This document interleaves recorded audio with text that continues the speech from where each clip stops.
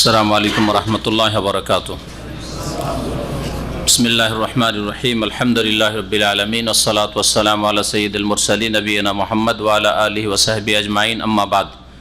ফাউযু বিল্লাহি মিনাশ শাইতানির রাজীম।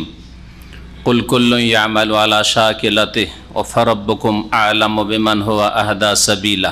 আল্লাহ পাক রব্বুল আলামিনের যাবতীয় প্রশংসা যে আল্লাহ পাক রব্বুল আলামিন সব কিছুর মালিক।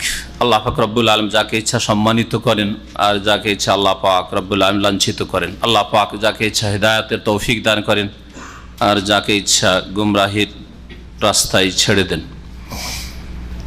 সালাত এবং সালাম নাযিল করেন মুহাম্মদ রাসূলুল্লাহ সাল্লাল্লাহু আলাইহি সাল্লামের উপর, যাকে আল্লাহ পাক রব্বুল আলমিন সবচেয়ে বেশি সফলতা দান করেছেন এবং সফলতার পূর্বেই তাকে আল্লাহ পাক ভবিষ্যৎবাণী করে সুসংবাদও দিয়েছেন।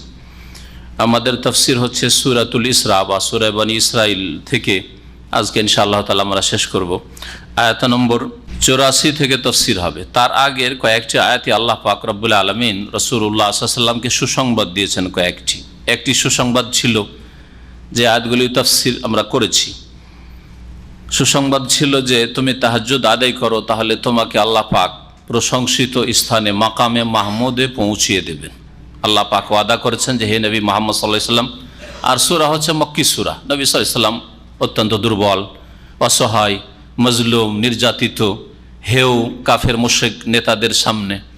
সে সামনে আল্লাহ পাক তাকে ভবিষ্যৎবাণী করে সবচাইতে বড় সম্মানের স্থানে, প্রশংসিত স্থানে মাকামে মাহমুদে পৌঁছাবেন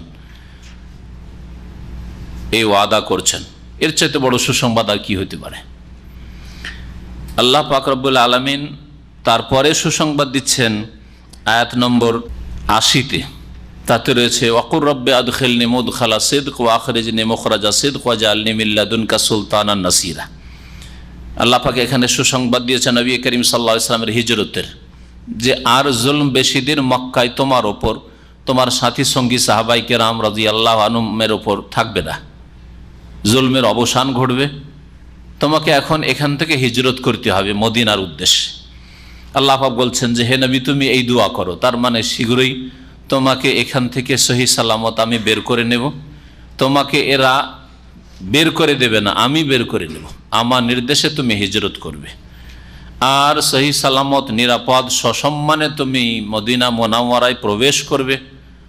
অকুর রব্বে আদখিলনি মুদখালা, আমাকে প্রবেশ করাও। হে নবী তুমি দোয়া করো, আল্লাহ পাক শিখাচ্ছেন। রব্বে আদখিলনি, হে আমার প্রতিপালক, আদখিলনি আমাকে দাখিল করো, প্রবেশ করো। মুদখালা সিদক মানে সসম্মানে প্রবেশ করাও। মদিনায় আমি প্রবেশ করব সম্মানের সাথে, ইজ্জতের সাথে প্রবেশ করাও। ও আখরিজনি, আর আমাকে বের করো মক্কা হতে, মুখরাজা সিদক সসম্মানে। আল্লাহ পাক রব্বুল সসম্মানে বড় ইজ্জতের সাথে তাকে পৌঁছে দিলেন সহি সালামত মদিনায়। সসম্মানে প্রবেশ করলেন মদিনায়, সসম্মানে বেরোলেন মক্কাতুল মুকাররমা থেকে। এই ছিল সুসংবাদ দ্বিতীয়। তৃতীয় সুসংবাদ রয়েছে তারপরে আয়াত নম্বর 81-তে। ওয়াকুল জা আল হক, হে নবী এ কথাও বলো সত্য এসে গেছে। দ্বীন ইসলাম সত্য, কোরআন কারীম সত্য, আল্লাহ পাকের নাযিলকৃত বিধান সত্য এসে গেছে। মুহাম্মদ রাসূলুল্লাহ সাল্লাল্লাহু আলাইহি ওয়াসাল্লামের রিসালাত সত্য, তিনি শেষ রাসূল, সারা বিশ্বের সমস্ত মানুষের জন্য সত্য আগত হয়েছে। ওয়া জাহাকাল বাতিল, বাতিল বিলুপ্ত হবে। জাহাকা বাতিল বিলুপ্ত হয়েছে মানে হবে, এখনো হয়নি। মক্কায় সূরা নাযিল হচ্ছে, আয়াত নাযিল হচ্ছে, সূরা বনী ইসরাঈল মক্কায় নাযিল হচ্ছে, এখনো বাতিল ধূলিসাৎ হয়নি, বিলুপ্ত হয়নি। কিন্তু আল্লাহ বলছেন ওয়া জাহাকাল বাতিল, অতীতকাল দিয়ে বাতিল বিলুপ্ত হবেই হবে। যেমন অতীতের কোনো ঘটে যাওয়া ঘটনা সত্য, এতে সামান্যতম কোনো সন্দেহ নেই, চোখের সামনে ঘটেছে আপনার। ওই রকমই ভবিষ্যতে মাত্র কয়েক বছরের মধ্যে বাতিল নিশ্চিহ্ন হয়ে যাবে, বিলুপ্ত হয়ে যাবে। মক্কা বিজয়ের সুসংবাদ রয়েছে। এই আয়াতে তাফসীরকাররা বলছেন আয়াত নম্বর 81-তে ওয়াকুল জা আল হক ওয়া জাহাকাল বাতিল ইন্নাল বাতিলা কানা যাহুকা, নিশ্চয় বাতিল বিলুপ্ত হওয়ারই বস্তু, চিরকাল থাকার জন্য আসে নাই। মিথ্যা অবশ্যই ধ্বংস হবে, মিথ্যার সর্বনাশ হবে, মানুষের তৈরি করা মতবাদ ধ্বংস হবে। ফেরাউন বাতিলপন্থী ধ্বংস হয়েছে, হক মুসা আলী সালামের প্রতি নাজিলকৃত কিতাব বিজয়ী হয়েছে। আল্লাহ পাকের এটা হচ্ছে যুগে যুগে নীতিমালা। নবী করিম সাল্লাল্লাহু আলাইহি ওয়াসাল্লামকে এই আয়াতে সুসংবাদ হয়েছে মক্কা বিজয়ের। মক্কা বিজয় এখন তো হিজরতই হয়নি, হিজরতের আগে নাজিল হচ্ছে এই আয়াতগুলি। হিজরতের পরে 8 বছর পরে মক্কা বিজয় হচ্ছে। রাসূলুল্লাহ সাল্লাল্লাহু আলাইহি ওয়াসাল্লাম বিজয়ী হয়ে মক্কায় প্রবেশ করছেন আর সবকে সাধারণ ক্ষমা করে দিচ্ছে। এত জুলম অত্যাচার করেছে, সবকে ক্ষমা করে দিচ্ছে, একটাও কাফের থাকছেন। আল্লাহ পাকের নির্দেশ কাফের নাপাক, সুতরাং এই নাপাকরা যেন আগামী বছর এই মক্কার কাবা ঘরের কাছে না আসে। ইন্নামাল মুশরিকুনা নাজাস ফালা ইয়াকরাবুল মসজিদাল হারামা বাদা আমিম হাযা। ইন্নামাল মুশরিকুনা নাজাস, মুশরিক হচ্ছে নাপাক, অপবিত্র, এদের ভিতর শিরক কুফরিতে নাপাক হয়ে রয়েছে। ফালা ইয়াকরাবুল মসজিদাল হারাম, সুতরাং মসজিদ হারামের কাছে যেন না আসে, হারামের বর্ডারের ভিতরে যেন না আসে, বাদা আমিম হাযা, এই বছরের পরে। কিভাবে আল্লাহ পাক সম্মানিত করছেন? আল্লাহ পাক যাকে ইচ্ছা সম্মানিত করেন, অত ইজ্জমান তাশা, যাকে ইচ্ছা আল্লাহ পাক অপদস্থ লাঞ্ছিত, অত জিল্লমান তাশা বিয়াদিকাল খাইর। আল্লাহ তোমার হাতে সার্বিক কল্যাণ। আল্লাহ পাক উম্মতে মুসলিমাকে সম্মানিত করো, কোরআন সুন্নাহর অনুসারীদেরকে আল্লাহ পাক সম্মানিত করো, কোরআন সুন্নাহর দিকে আহ্বানকারীদেরকে আল্লাহ পাক সম্মানিত করো। আল্লাহ পাক তোমার দিনের খাদেমদেরকে আল্লাহ পাক রব্বুল আলামিন তুমি ইজ্জত দান করো। আল্লাহ পাক রব্বুল আলামিন তোমার দিনের শত্রু, তোমার বিধানের শত্রু, তোমার রাসূলের আদর্শের শত্রু যারা যারা বিদাতের মিত্র, শিরকের মিত্র, আল্লাহ পাক তাদেরকে অপদস্থ কর। এই ছিল সুসংবাদ। তারপরে কোরআনে কারীমে শিফা রয়েছে, আরোগ্য রয়েছে, এই বিষয়টি আল্লাহ পাক উল্লেখ করেছেন, যার তাফসীর করেছি। কোরআনে কারীমে মানুষের অন্তরের রোগের আরোগ্য রয়েছে, যেখানে রয়েছে সংশয়ের রোগ, যার কারণে শিরক হয়, কুফরি হয়, নাস্তিকতা হয়, বিদাত হয়, সংশয়ের রোগ, মুনাফিকি পয়দা হয়, এগুলি হচ্ছে সব সংশয়ের রোগ। আর সংশয়ের রোগ ছাড়া আর একটি রোগ হচ্ছে শাহওয়াত, কুপ্রবৃত্তির রোগ, মনের পূজা, মনের যা চাহিদা, কামনা বাসনা তা পূরণ করার একটা মনে শয়তানি চাহিদা রয়েছে, এটা হচ্ছে শাহওয়াতের রোগ। এই সমস্ত রোগের চিকিৎসার জন্য আল্লাহ পাক আল কোরআন নাজেল করেছেন। অতিরিক্ত এতে শারীরিক সমস্ত রোগের আরোগ্য রয়েছে, কিন্তু শুধু এই জন্যই আল্লাহ নাজেল করেননি, আসলে নাজেল করেছেন অন্তরকে সমস্ত রকমের পাপ থেকে, সমস্ত রকমের সংশয় থেকে, সমস্ত রকমের কুফরি থেকে, শিরক থেকে আর কুসংস্কার থেকে মুক্ত করার জন্য। হিংসা, বিদ্বেষ, শত্রুতা, কলহ, মনে যেসব আরও এইরকম একজন মানুষের আরেকজন মানুষ সম্পর্কে যত খারাপই থাকতে পারে, সমস্ত কিছু থেকে চিকিৎসা রয়েছে কোরআনে কারীমে শিফা। এই শিফা থেকে উপকৃত হয় মুমিনরা শুধু, আর তাদের জন্য এ কোরআনে কারীম রাহমাত, এই কথা ঘোষণা করার পর আল্লাহ বলছেন, জালেম যারা আল্লাহর কোরআনে কারীমকে বিশ্বাস করে না, আল্লাহ পাকের কিতাব, আল্লাহ পাকের আসমানি সিলেবাস হিসাবে, আর যারা কোরআনে কারীমের বাস্তবায়ন করে না জীবনে, জাতিতে শুধু মুসলিম, এরা অধিক ক্ষতিগ্রস্ত হয়। কোরআন ঘরে ঘরে আছে, কোরআন জন্মসূত্রে আল্লাহ তাদেরকে কোরআন দান করেছেন, তারপরেও ক্ষতিগ্রস্ত। ওয়ালা ইয়াজিদুজ জালিমিনা ইল্লা খাসারা। তারপরে আল্লাহ পাক রব্বুল আলামিন মানুষের স্বভাব সম্পর্কে উল্লেখ করেছেন। মানুষের স্বভাব হচ্ছে যে যখন সুখে থাকে তখন ওয়াইজা আনআমনা আলাইহিস আরাজ, সুখী হয় তখন আল্লাহকে ভুলে যায়। সুখী যখন হয় তখন আল্লাহকে ভুলে। অধিকাংশ মানুষকে দেখবেন সুখের জীবন, সারা জীবনটা কেটে যাচ্ছে, আল্লাহ, পরকাল, দিন শিখা, ফরজ কোনো পরোয়া নেই, মেতে আছে। কেউ রাজনীতি নিয়ে মেতে আছে, গদি নিয়ে মেতে আছে, কেউ পয়সা নিয়ে মেতে আছে, কেউ নিজের যে সামাজিক দাপট রয়েছে তা নিয়ে মেতে আছে, নেতৃত্ব সমাজের দিচ্ছে ওইসব নিয়ে মেতে আছে, যা যে যা করে তা নিয়ে, দুনিয়া নিয়ে মেতে রয়েছে। পরকাল সম্পর্কে, আল্লাহ সম্পর্কে, আল্লাহ পাকের দিন সম্পর্কে কোনো রকমের তাদের খেয়াল নেই, বেখেয়াল হয়ে রয়েছে। কিন্তু ওয়াইজা মাস্তাহুশার, আর যখন বিপদ আসে, দুর্দিন নেমে আসে, তখন নিরাশ হয়ে যায়। ছেলে মারা গেছে, স্ত্রী মারা গেছে, স্বামী মারা গেছে, বাপ মা মারা গেছে, কয়েকদিনের জন্য মুসল্লি সেজে গেল। এই শ্রেণীর মুসলিমরা এতদিন ধরে আল্লাহ থেকে, আল্লাহর দিন থেকে, নামাজ থেকে গাফেল হয়েছিল। এই বিষয়গুলি, এগুলি হচ্ছে মানুষের বদ স্বভাব। আল্লাহ পাক রব্বুল আলামিনের যারা খাঁটি মুমিন বান্দা, তারা সুখে হোক, দুঃখে হোক, শোকে হোক, সবসময় আল্লাহ পাকের সাথে সম্পর্ককে মজবুত করার জন্য সচেষ্ট হবে, যথাসাধ্য মেহনত পরিশ্রম করবে আল্লাহর সাথে সম্পর্ককে গাঢ় করার জন্য। আল্লাহ পাক তারপরে ইরশাদ করছেন, যেখান থেকে আমাদের আজকের তাফসীর আসল শুরু হবে, কুল, হে নবী, আরও জানিয়ে দাও মানুষকে, এই কাফের মুশরিকদেরকে জানিয়ে দাও, মক্কায় নাজিল হচ্ছে, জানিয়ে দাও, কুল্লু ইয়ামালু আলা শাকিল, দেখো আমাদের ওপর জুলম অত্যাচার না করে যে যে তরিকা রীতিনীতির ওপর চলছো ঠিক আছে, কিন্তু আল্লাহ ভালো জানেন যে তোমরাই সঠিক পথে রয়েছো নাকি আমরা সঠিক পথে রয়েছি। করলো ইয়ামালু আলা শাকেলাতে, নবী জানিয়ে দাও যে প্রত্যেককে কর্ম করে, ইয়ামালু আলা শাকেলাতে, নিজ পন্থার ওপর বা নিজ রীতির ওপর, নিজের নিজের রীতিনীতির ওপর সবাই চলে। সবাই মনে করে যে আমি যেই তরিকার ওপর আছি, পদ্ধতির ওপর আছি, যেই পথে আছি সেটাই হয়তো ঠিক। বিশেষ করে ধর্মের নামে যে কাজগুলি হয়, ধর্মের নামে মূর্তি পূজা হইলেও মনে করে যে খুব ভালো কাজ করছি, ধর্মের নামে কবর মাজার পূজা হইলেই মনে করে বাপরে আমরাই তো আসলে অলিউল্লাহর সাথে মহব্বত করি, আর আমরাই তো আসলে হক আদায় করি। কারণ আল্লাহর অলির, আল্লাহর দোস্তদেরকে ভালোবাসলাম না তো কি? ভালোবাসা মানে পূজা করা? ভালোবাসা মানে আল্লাহর হক কেড়ে নিয়ে দিয়ে দেওয়া, সেজদা করা না। ভালোবাসা মানে আপনি ভালোবাসেন তো ওদের মতো আপনি চরিত্রবান হন, ওদের মতো আপনি ইবাদত বন্দেগীকারী হন, হ্যাঁ, ওদের মতো আপনি সৎকর্মশীল হয়ে যান, ওদের মতো আপনি আল্লাহওয়ালা হয়ে যান, আল্লাহর দিনের জন্য নিজেকে উৎসর্গ করেন, নিজের সময়কে উৎসর্গ করেন।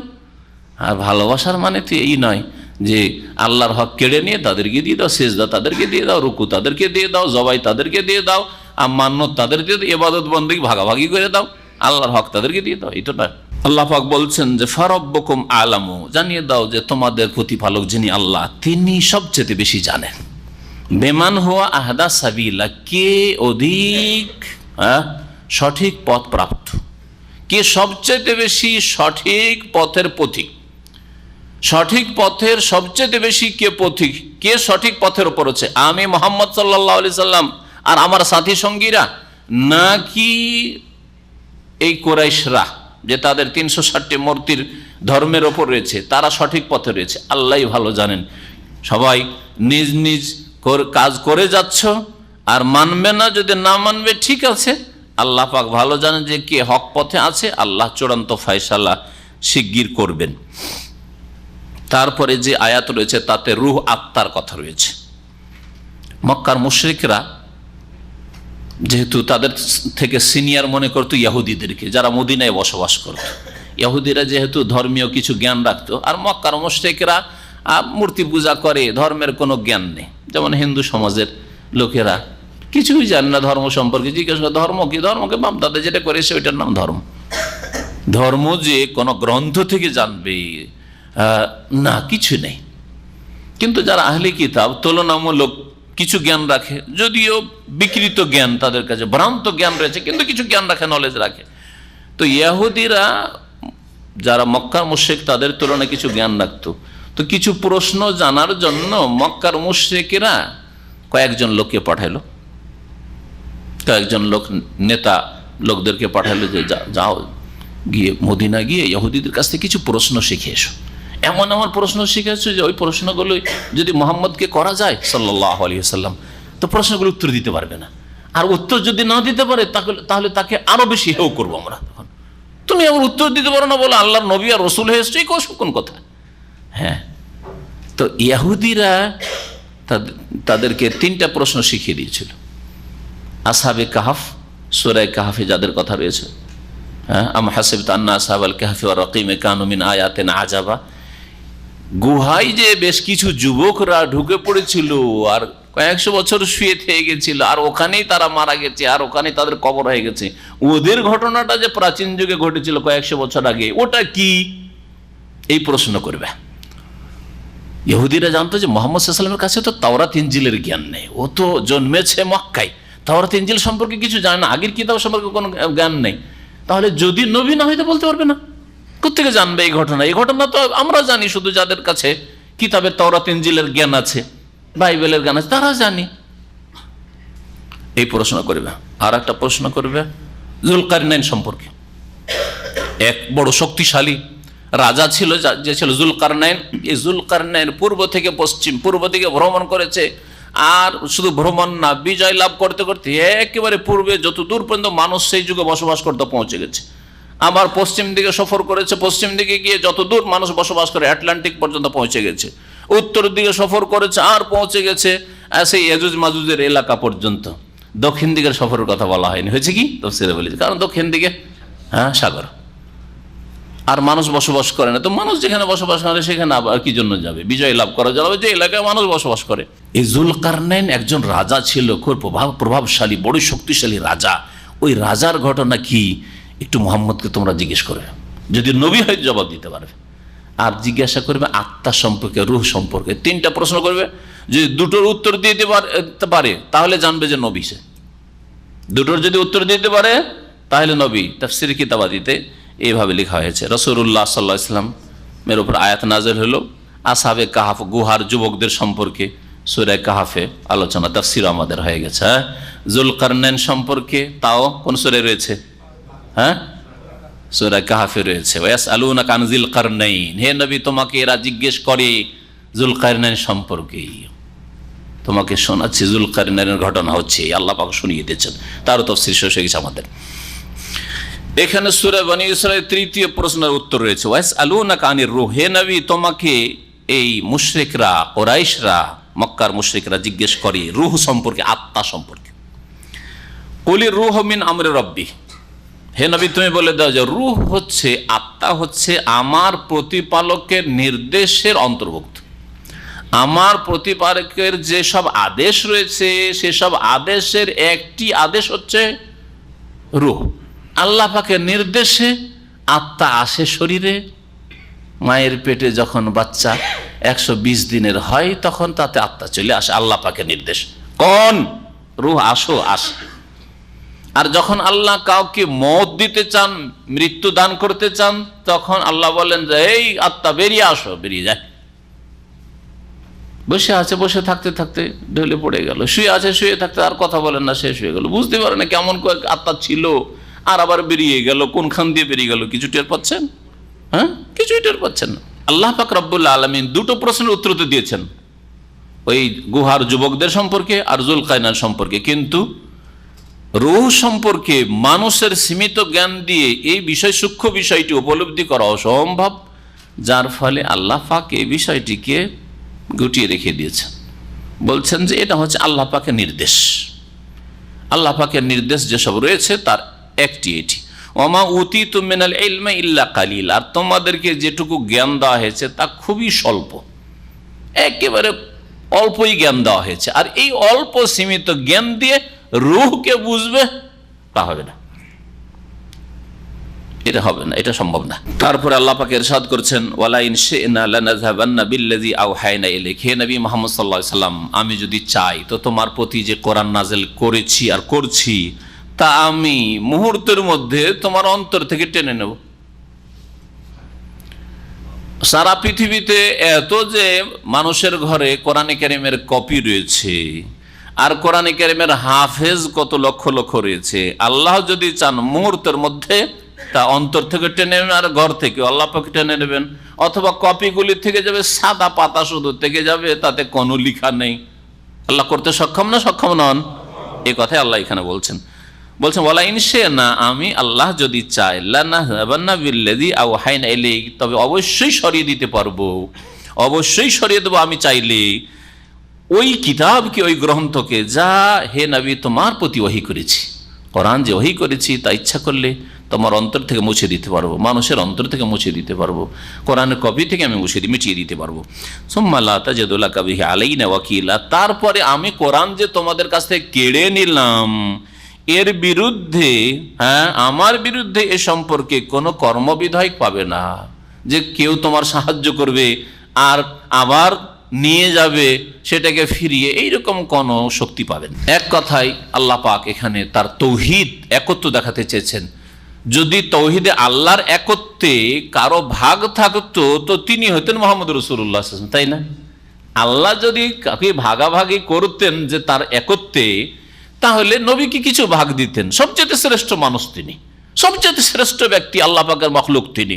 তাহলে নবীকেই যখন আল্লাহ পাক ভাগ দেননি, আমি যদি তোমার কাছ থেকে কোরআনটা কেড়ে নিই, সরিয়ে নিই, তো কোনো শক্তি নেই যে তোমার ফিরিয়ে দিতে পারে বা তুমি ফিরিয়ে নিতে পারো।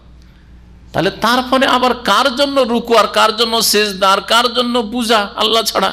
আল্লাহ ছাড়া কারো কোনো ক্ষমতা নেই।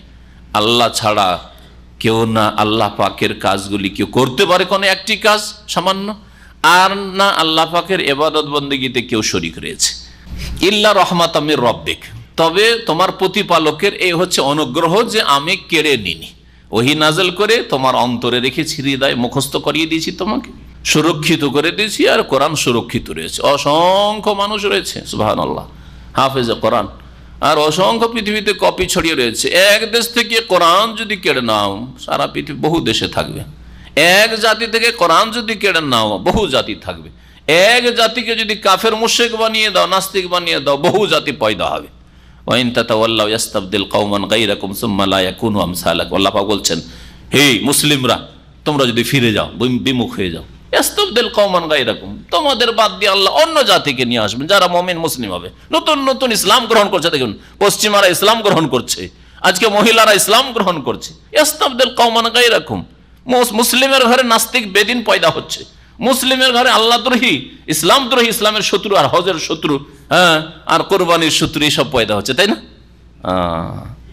আর কাফের ঘর থেকে মুমিন মুসলিম পয়দা হচ্ছে। ইস্তাবদিল কওমান সুম্মা লা ইয়াকুনু আমসালাকুম, যারা নতুন ভাবে ইসলামে আসবে তারা তোমাদের মতো অবাঞ্ছিত হবে না, বেকার অপদার্থ হবে না। তোমার প্রতি তোমার রবের রহমত রয়েছে, অনুগ্রহ রয়েছে। ইন্না ফাদলাহু কানা আলাইকা কাবীরা, নিঃসন্দেহে তার অনুগ্রহ, আল্লাহ পাকের অনুগ্রহ হে নবী মুহাম্মদ সাল্লাল্লাহু আলাইহি ওয়াসাল্লাম তোমার প্রতি বিরাট রয়েছে, কবীরা, বিরাট রয়েছে। যেখানে আল্লাহ কবীরা বলেছেন, আর সূরা হুদের আয়াত নম্বর 13-তে আল্লাহ পাক বলছেন ওয়া কানা ফাদলুল্লাহি আলাইকা, না, আল্লাহ পাক রব্বুল আলামিন সূরা নিসার আয়াত নম্বর 113-তে, তাতে বলেছে ওয়া কানা ফাদলুল্লাহি আলাইকা আযীমা, হে নবী মুহাম্মদ সাল্লাল্লাহু আলাইহি ওয়াসাল্লাম আল্লাহ পাকের অনুগ্রহ তোমার ওপর আযীম, মহান রয়েছে। আল্লাহ পাকের সবচেয়ে বড় ফজল, অনুগ্রহ মুহাম্মদ সাল্লাল্লাহু আলাইহি সাল্লামের উপর রয়েছে। এই কথা আল্লাহ পাক একাধিক আয়াতে বলেছে, এখানে কবীরা বলেছেন আর সূরা নিসা আযীমা বলেছেন।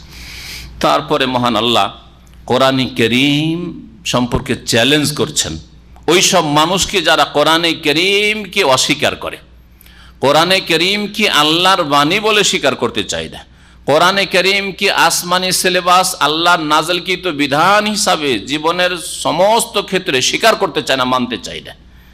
ওই সব আরব মুশরিকদেরকে প্রথম আল্লাহ পাক চ্যালেঞ্জ করেছেন, যাদের মাতৃভাষা আরবি ছিল আর যারা কাব্য রচনা করত, আর সেই যুগে তাদের আরবি সাহিত্যে বড় বড় পণ্ডিতরা ছিল।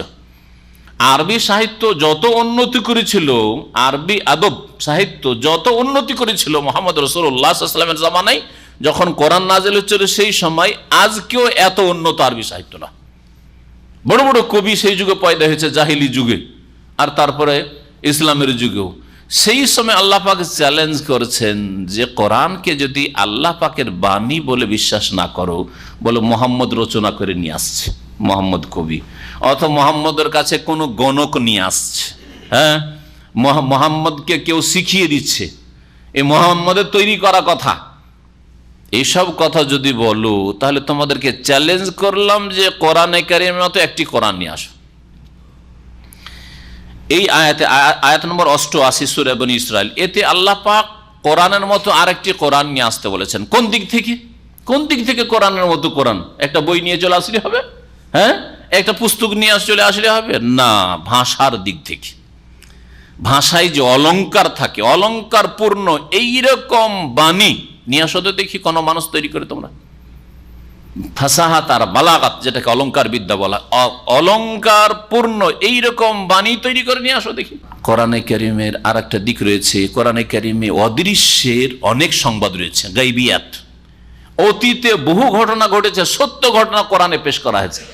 আদম আলাইহিস সালাম, ইবলিস থেকে শুরু করে নূহ আলাইহিস সালাম, ইব্রাহিম আলাইহিস সালাম, মুসা, ঈসা, ইদ্রিস, মারিয়ামের ঘটনা, ঈসার জন্মের ঘটনা, কত গায়বের কথা রয়েছে, কত অদৃশ্যের কথা, গুহাওয়ালাদের, আসহাবে কাফের ঘটনা, যুলকারনাইনের ঘটনা, অদৃশ্যের বহু সংবাদ। যেসব জাতির পতন হয়েছে, হুদ আলাইহিস সালামের জাতি ধ্বংস হয়েছে, লূত আলাইহিস সালামের জাতি ধ্বংস হয়েছে, মৃত সাগর, হ্যাঁ, তাদের এলাকা ছিল। আর সামুদ জাতি, সালেহ আলাইহিস সালামের জাতি ধ্বংস হয়েছে এই সৌদি আরবের তাবুক এলাকায়।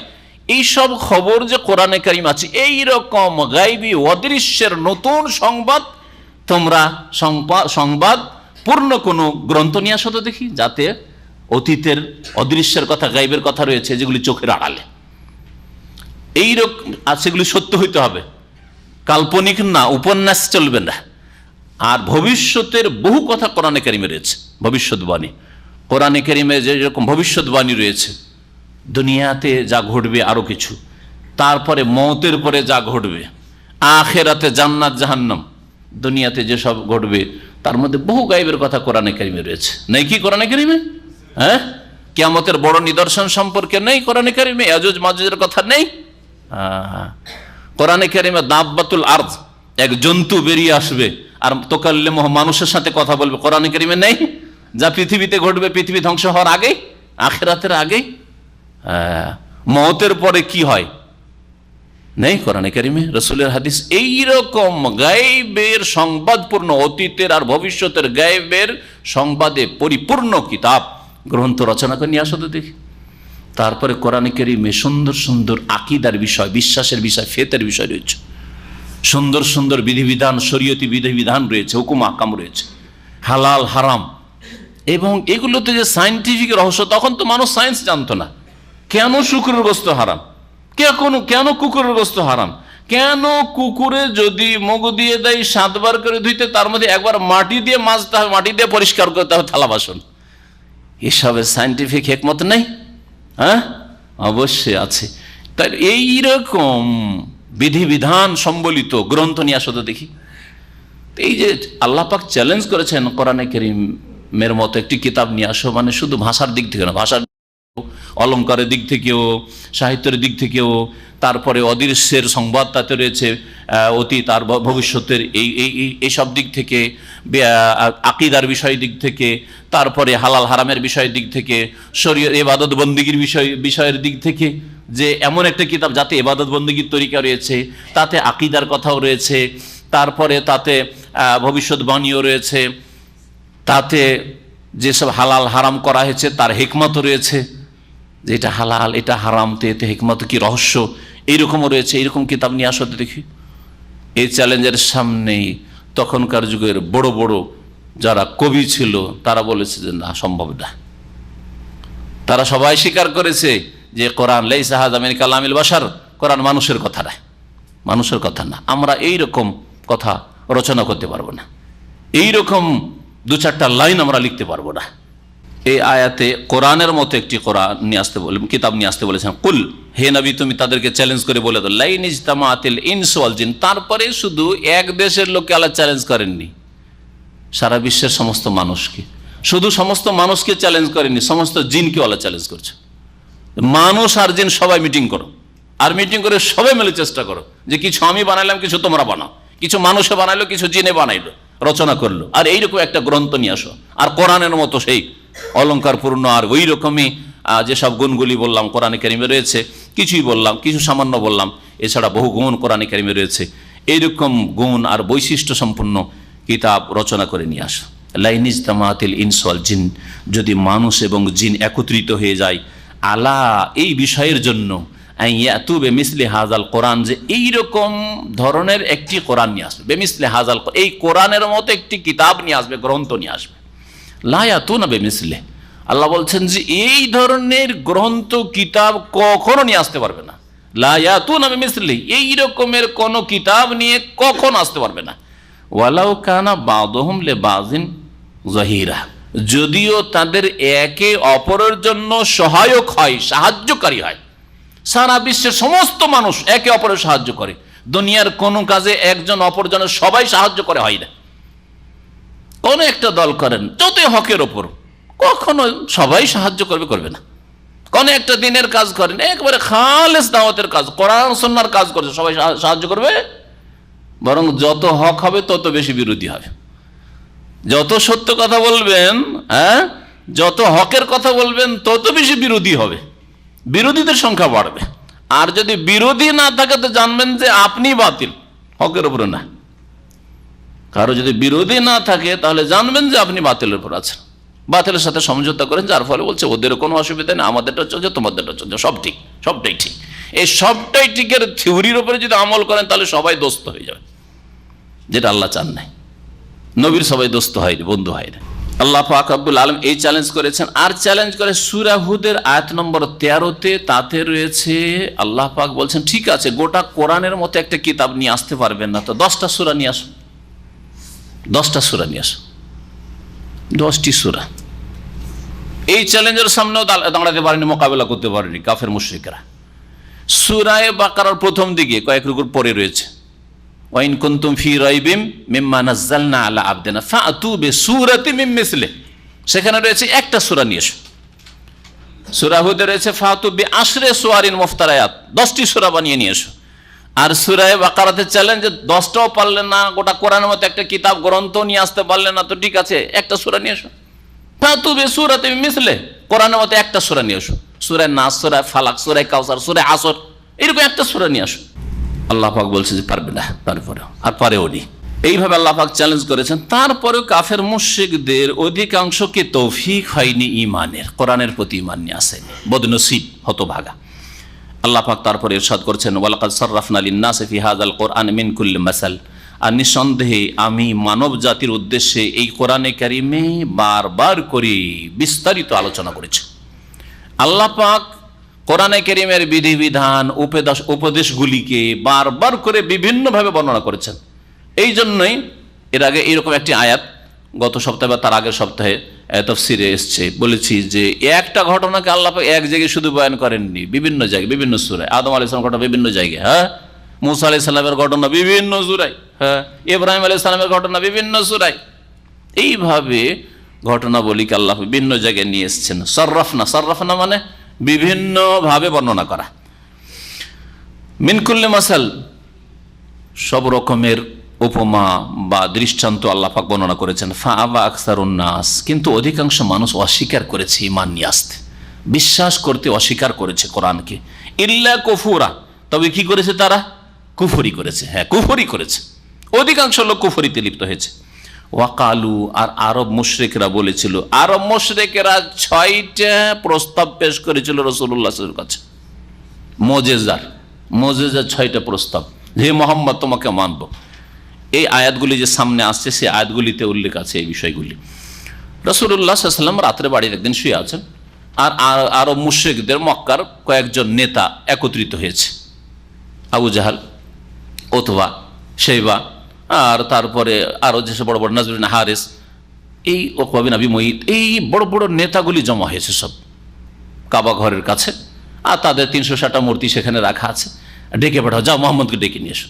রাসূলুল্লাহ সাল্লাল্লাহু আলাইহি ওয়াসাল্লাম ভাবছেন, রাত্রে যখন এই বড় বড় নেতারা ডেকেছে, বড় আশা যে রাতের অন্ধকারে হতে পারে যে সত্যকে এরা মেনে নেবে, কালিমা পড়ে নেবে। লোকের সামনে হয়তো লজ্জা লাগছে, তো হতে পারে রাতের অন্ধকারে কালিমা পড়ে নেবে, ইসলাম কবুল করবে। খুশিতে দৌড় দিয়ে যাচ্ছেন রাসূলুল্লাহ সাল্লাল্লাহু আলাইহি ওয়াসাল্লাম রাতের অন্ধকারে। হ্যাঁ, ভয় নেই, জানের ভয় নেই। আর আমাদের মতো দুর্বল ইমানের মানুষ হলে, আরে রাতে, গভীর রাতে ডাকছে, তাও দুশ্মন ডাকছে, না না যাবো না, পরের দিনে দেখা হবে, তাই না? রাসূলুল্লাহ রাতের অন্ধকারে চলে যাচ্ছেন। আল্লাহ হেফাজত, আল্লাহু ইয়াসিমুকা মিনান নাস, আল্লাহ পাক বলছেন নবীকে, আল্লাহ তোমার হেফাজত করে মানুষের অনিষ্ট থেকে। রাসূলুল্লাহ সাল্লাল্লাহু আলাইহি ওয়াসাল্লাম যাচ্ছেন বড় আশা নিয়ে যে হয়তো কালিমা পড়ে মুসলিম হবে। মুসলিম কি হবে? এই প্রস্তাবগুলি। ওয়াকালু, এই কাফের মুশরিকরা বলেছিল, লান নুমিনা লাকা, হে মুহাম্মদ তোমার প্রতি কখনোই ঈমান নিয়ে আসবো না, বিশ্বাস করব না। তবে যদি এইগুলো আমাদের প্রস্তাব, এগুলো যদি করে দিতে পারো, আমাদের দাবি দাবা যদি পূরণ করো, 6টা দাবি আছে, 6টার একটা কমপক্ষে দেখাইতে হবে। কি? হাত্তা তাফজুরা লানা মিনাল আরদি ইয়ামবুয়া, যতক্ষণ পর্যন্ত আমাদের জন্য এই ভূমি থেকে ঝর্ণাধারা প্রবাহিত না করে দিবেন।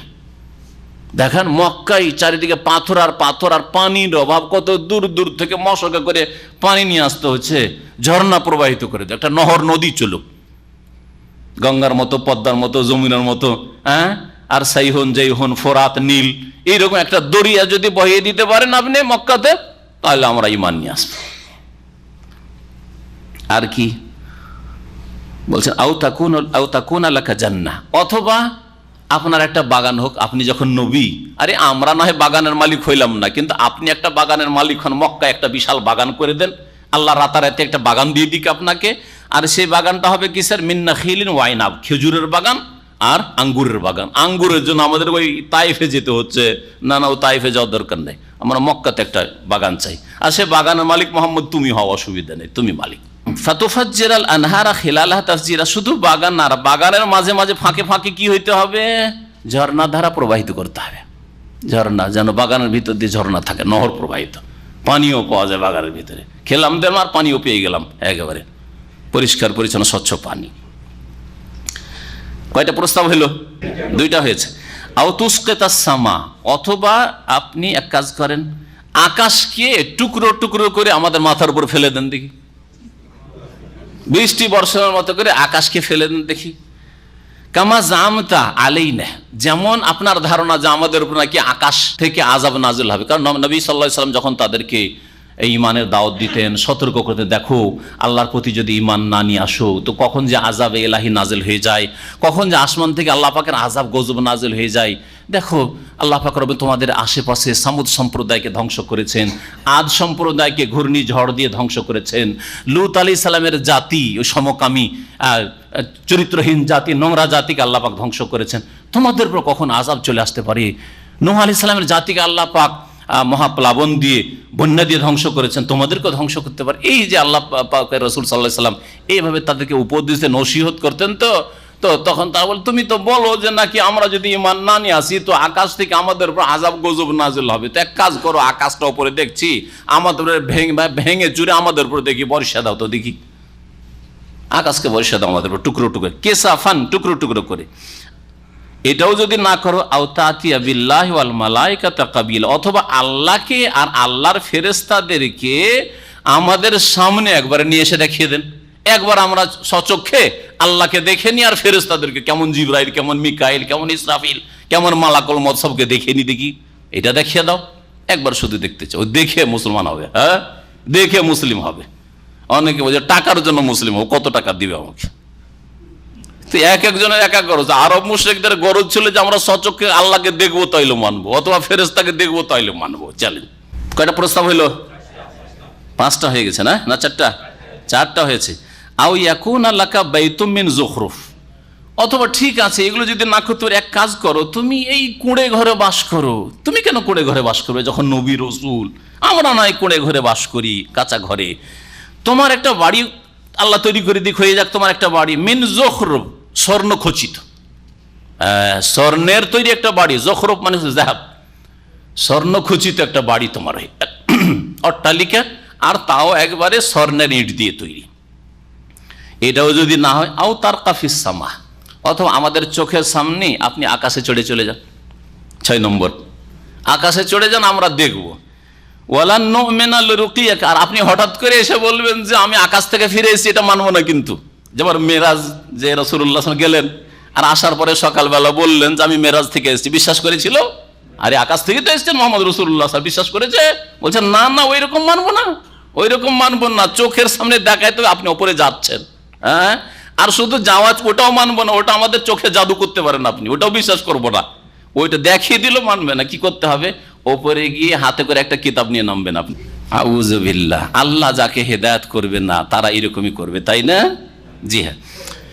কি বলছে এই কাফেরদের প্রস্তাবে? বলছে ওয়ালান নুমিনা লিরুকিয়াকা, আর আপনি বলবেন আমি আকাশে চড়ে গেছিলাম আর ওখান থেকে ফিরে এসেছি, এটা মানবো না। আমরা কখনো বিশ্বাস করবো না লিরুকিয়াকা, আপনার আকাশে আরোহণ করা, আকাশে চড়া। হাত্তা তুনাজ্জিলা আলাইনা কিতাবান নাকরাউহু, যতক্ষণ পর্যন্ত একটা কিতাব নিয়ে না নামবেন যেটা আমরা নিজে হাতে নাতে পড়তে পারি। কিতাব নিয়ে আসবেন আর কিতাবটা আমরা পড়ে দেখবো, আর কিতাবে লেখা থাকবে যে হ্যাঁ মোহাম্মদ এসেছে, আল্লাহ বলবেন মোহাম্মদ আমার কাছে আকাশে এসছে, আসার পরে এখান থেকে ফিরে গেছে, এগুলো লেখা থাকতে হবে। কি শয়তানি, বদনসিব, হতভাগায় এই কাফেররা। এই প্রস্তাব, 6টি প্রস্তাব যখন পেশ করলো কাফের মুশরিক নেতারা, তখন আল্লাহ পাক জবাবে আয়াত নাজেল করলেন। তারা বললেন, কুল, হে নবী তুমি এদেরকে শুনিয়ে দাও, সুবহানা রব্বি, আমার প্রতিপালক পাক পবিত্র, তার তাসবিহ আমি করি, তার পবিত্রতা ঘোষণা করছি। তিনি সমস্ত ত্রুটি থেকে পাক, আর বাকি এই কাজগুলি করা আমার ক্ষমতার কাজ না, আমি একজন মানুষ। আর এগুলি করে দেখাবো, ভেলকিবাজি দেখাবো অথবা অলৌকিক কিছু দেখাবো, তারপরে চোখে দেখে ঈমান নিয়ে আসবে, এটাও আমাকে বলা হয়নি। আমাকে বলা হয়েছে আল্লাহর বিধান মানব জাতি পর্যন্ত পৌঁছে দাও। তোমার জাতি থেকে শুরু করো, মক্কার লোক দিয়ে শুরু করো। হাল কুনতু ইল্লা বাশারা রাসূল, আমি তো একজন মানুষ, রসুল ছাড়া আর কিছু নই। হাল কুনতু মানে মা কুনতু, এখানে হাল মানে না। ইল্লার আগে যখন হাল আসে তখন ওর মানে কি হয়? নাইর অর্থ। হাল কুনতু, আমি কিছু নই, ইল্লা বাশার রাসূল, একজন মানুষ রসুল ছাড়া। দেখেন কি বলা হচ্ছে আয়াতে, রাসূলের আগে কি বলা হচ্ছে? বাশারান রাসূলা, মানুষ রসুল। কে বলছেন? আল্লাহ বলছেন। আর আমাদের দেশের কবর পূজারীর কি বলছে? নূরের রসুল। নূরের রসুল, মানুষ রসুল না, নূরের তৈরি রসুল। মানুষ রসুল যদি হয়, কোরআনে আল্লাহ পাক বলছেন, তাহলে মানুষ কি থেকে পয়দা? মাটি থেকে পয়দা। আর এই বেদাতিরা কি বলছে? নূরের পয়দা। কোরআনের দিন ধর্ম নেবেন দিয়ে মুসলিম হবেন, নাকি মানুষের তৈরি করা এই ধর্ম নেবেন মুসলিম হবেন? হ্যাঁ, সরকার যদি মানব রচিত বিধান দিয়ে ফয়সালা করে তো মিছিলে নেমে যাচ্ছেন, আর এই বিদাতীদের বিরুদ্ধে কি মিছিল করবেন? বললেন দেখি, তখন কেন মিছিল নেই? ওইটাই কেন ধর্ম হয়ে গেল, স্বীকৃত ধর্ম? যে নবী নূরের পয়দা, নবীর ছায়া ছিল না, আর কি বলে আরো, হ্যাঁ, নবী হায়াতুন নবী, নবী মারা যান নেই, চোখের আড়াল হয়ে গেছেন। কোত্থেকে বললে? কোরআনের কথাই গুলো, কোরআনের কথাই গুলো, এগুলো ইসলাম? তোমরা মানুষ রচিত বিধান দিয়ে তোমরা ধর্ম কর্ম করছো, তোমাদেরটা মানব রচিত বলে আখ্যায়িত হয় না। আর জালেম শাসকরা যদি মানব রচিত বিধান দিয়ে ফয়সালা করে, তখন তোমরা খুব সোচ্চার। কি করে আল্লাহ তোমাদেরকে ভালো শাসক দেবেন যদি তোমরা নিজেরাই ধর্ম করছো বাতিল, তোমাদের তৈরি করা ধর্ম, ধর্মটাও করছেন নিজের তৈরি করা। তাহলে শাসন ক্ষমতায় আল্লাহ পাক কি করে আল্লাহর আসমানি বিধান বাস্তবায়নের তৌফিক দেবেন? কি করে তৌফিক দেবেন? বুঝছেন কথা আমার? হ্যাঁ, নিজেরা যেখানে ইখতিয়ার রয়েছে যে আমরা এই মানুষের তৈরি করা ধর্ম না মেনে কোরআনে নাযিলকৃত ধর্ম মানবো, আল্লাহ পাক যে কোরআনে নাযিল করেছে, রসুল যে ধর্মের ওপর দিনের ওপর ছেড়ে গেছে সেই দিনটা মানবো, এটা মানার তৌফিক হলো না। নবী সম্পর্কে আজব কথা যা কোরআনেও নেই, রসুলের হাদিসেও নেই। কোরআন তো বলছে যে হাল কুনতু ইল্লা বাশারা রাসূলা, আমি তো একজন মানুষ রসুল ছাড়া আর কিছুই না, অন্য কিছুই না আমি। আল্লাহ পাক তারপরে বলছেন যে যুগে যুগে কিন্তু এই মানুষ রসুলকে মানবো না, এই কথাই শয়তান শিখিয়েছে মানুষকে, তাই না? মানুষ রসুলকে মানবো না। আরব মুশরিকরাও বলতো যে মানুষকে কি করে রসুল মানবো, ফেরেশতা রসুল হয়ে আসতো। আগে আসছে ওই আয়াতগুলি, ফেরেশতা কেন এলো না? আর আজকালকার বিদাতিরাও বলছে যে মানুষ রসুল মানবো না, নূরের রসুল মানবো। কি মানবো? নূরের রসুল মানবো, মানুষ রসুল মানি না। তাহলে আসল রসুল মানে না তো আসলে, কারণ রসুল তো এসছেন মানুষ, আর মানুষ রসুল মানতে রাজি না, নূর হবে তাহলে মানবে। আল্লাহ বলছে ওয়ামানা আন্নাস আইয়ুমিনু ইয জাআহুমুল হুদা, মানব জাতিকে অমামানা আন্নাস বাধা দেয়নি ঈমান আনতে আইয়ুমিনু, কিন্তু কি বাধা দিয়েছে? ইয জাআহুমুল হুদা, যখন তাদের কাছে হেদায়েত এসেছিল আল্লাহর পক্ষ থেকে, দিক নির্দেশনা, ইল্লা আন কালু, এই কথাই বাধা সৃষ্টি করেছিল। কি তারা কি বলেছিল? আবাসাল্লাহ বাশারা রাসূল, আল্লাহ কি মানুষ রসুল পাঠিয়েছেন? আল্লাহ আবার মানুষকে রসুল পাঠিয়েছেন, এটা কি করে আমরা মানতে পারি? কাফের মুশরিকরা মানুষ রসুল মানতে রাজি হয়নি। আল্লাহ বলছেন এইটাই সবচেয়ে বড় বাধা ছিল তাদের। আর আজকে বিদাতি আকীদা মুসলিম সমাজে যে রসুল মানুষ নন, রসুল নূর, রসুল মাটির নন, রসুল হচ্ছে নূরের পয়দা। কোরআন বলে না, কোরআন ওর বিপরীতটা বলছে। হয় কোরআন বিশ্বাস করে মুসলিম হয়ে যান, আর না হলে কোরআনকে অস্বীকার করে যেখানে যাবেন বুঝতেই পারছেন। আল্লাহ পাক তারপরে বলছেন কুল্লাউ কানা ফিল আরদি মালায়েকাতু ইয়ামশুনা মুতমাইন্নিন লানাজ্জালনা আলাইহিম মিনাস সামাই মালাকান রাসূলা। এরা যেহেতু চেয়েছিল যে মানুষ কি করে রসুল হয়, রসুল হইতো দূত, রসুল ফেরেশতা হইতো।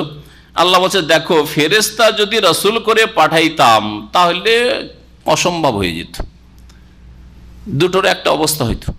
ফেরেশতাকে যদি রসুল করে পাঠানো হইতো মালায়েকাকে, তাহলে দুটোর একটা হইতো। এক হইতো যে ফেরেশতা নিজের রূপে থেকে গেল, ফেরেশতা যদি আসল রূপে থেকে গিয়ে মানুষকে ইসলামের দাওয়াত দিত, তাহলে বলেন মানুষ ফেরেশতার সামনে টিকতে পারতো, বসতে পারতো, হ্যাঁ, মেলামেশা করতে পারতো, কথা বলতে পারতো, হ্যাঁ, না ভয়ে কাঁপতো?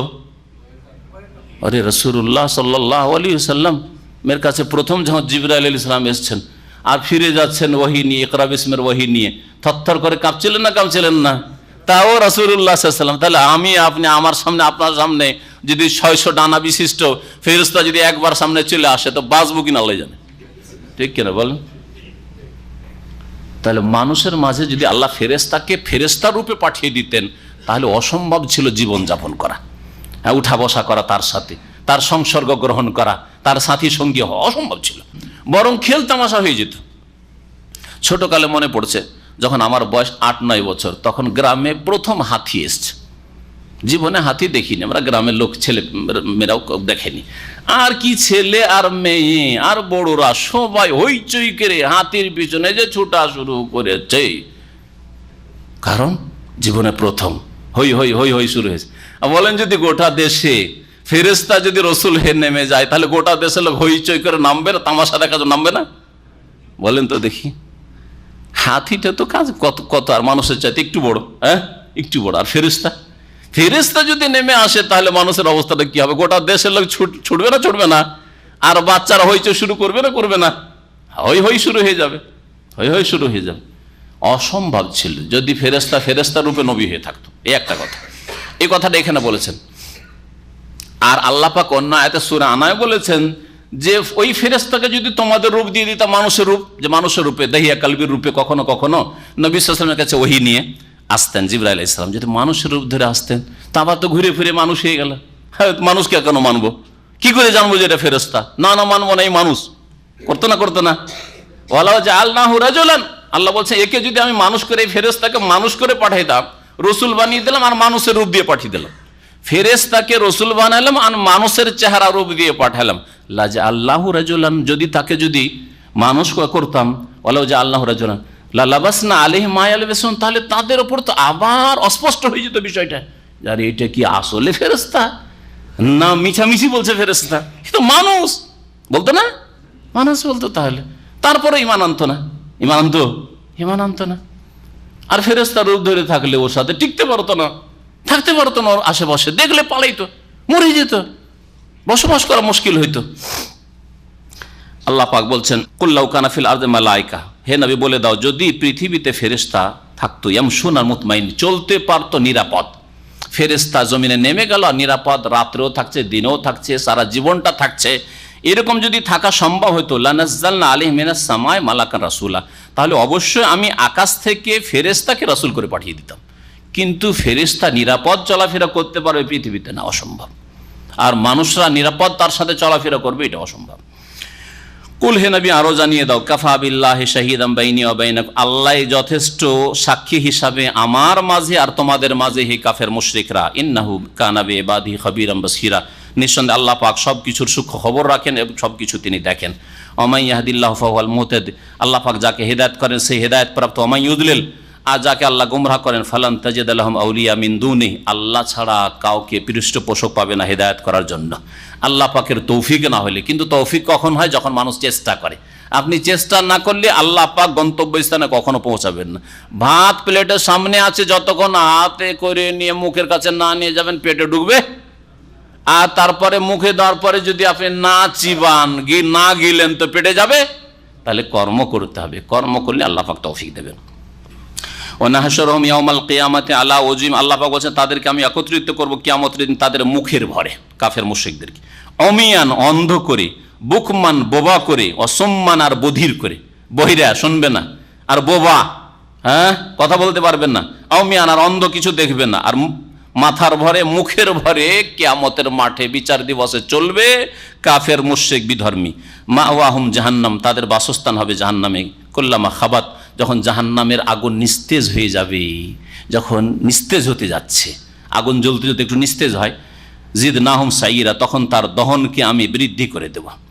আল্লাহ পাক রব্বুল আলামিন বলছেন যালিকা জাযাউহুম বিআন্নাহুম কাফারু বিআয়াতিন, এই হচ্ছে তাদের বদলা প্রতিদান যে তারা আমার আয়াতকে অস্বীকার করেছে। ওয়াকালু, আর তারা বলেছে আইযা কুন্না ইযামা ওয়া রুফাতা, যখন আমরা মরে গিয়ে হাড় হাড্ডিতে পরিণত হব, ওয়া রুফাতানা, চূর্ণ বিচূর্ণ হয়ে মাটিতে মিশে যাব, ইন্না লামাবউসুনা খালকান জাদীদা, তাহলে কি আমাদেরকে নতুন রূপে আবার সৃষ্টি করা হবে? নতুন সৃষ্টিতে আবার আমাদেরকে পুনরুত্থান করা হবে বা আমাদেরকে উঠানো হবে, আবার নতুন করে আমাদেরকে সৃষ্টি করা হবে। আরব মুশরিকরা পুনরুত্থানকে, কিয়ামতকে অস্বীকার করতো, সন্দিহান ছিল, তাদের স্পষ্ট কোনো ধারণা ছিল না। যদিও তারা দাবি করতো যে আমরা ইব্রাহিমের ধর্মের ওপর, কিন্তু ইব্রাহিম আলাইহিস সালামের যে আখিরাতের আকীদা সে সম্পর্কে তাদের কোনো জ্ঞান ছিল না। আওয়ালাম ইয়ারাউ আন্নাল্লাহাল্লাযী খালাকাস সামাওয়াতি ওয়াল আরদা কাদিরুন আলা আন ইয়াখলুকা মিসলাহুম, তারা কি দেখে না যে আল্লাহ পাক রব্বুল আলামিন যিনি আকাশসমূহ আর জমিনকে সৃষ্টি করেছেন তিনি সক্ষম, আলা আন ইয়াখলুকা মিসলাহুম, তাদের মতো আরো মানুষ সৃষ্টি করতে। প্রথমবার আল্লাহ সৃষ্টি করেছেন, আসমান জমিন আল্লাহ সৃষ্টি করেছেন, তাহলে 3.5 হাতের মানুষ আবার মাটি থেকে পুনরায় সৃষ্টি করতে পারবেন না? তিনি অবশ্যই সক্ষম।